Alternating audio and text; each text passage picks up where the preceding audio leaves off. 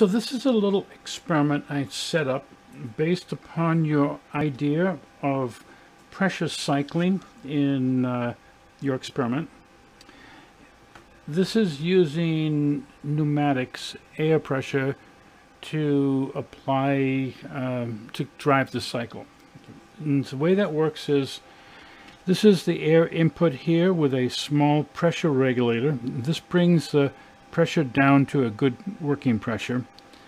And this here is a solenoid. It's a switch that switches the air, and this would simulate the respiratory cycle. So this, you have electrical contacts here, and you would just trigger these at whatever interval you wanted the breathing cycle to be.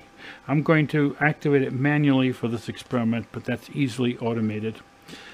Here we have a flow regulator.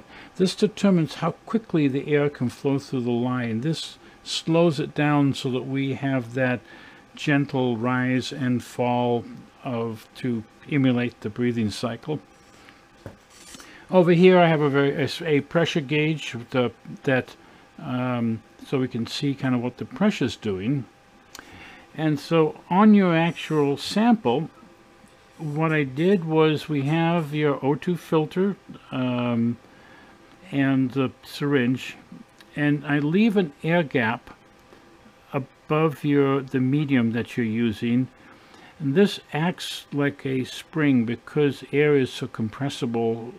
It prevents abrupt force on the filter.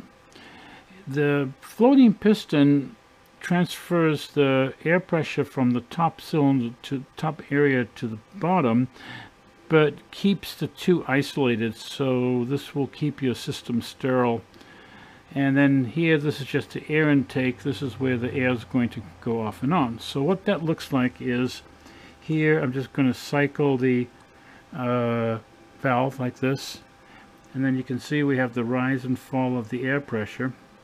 And I hope you can see that the piston is moving ever so slightly up and down.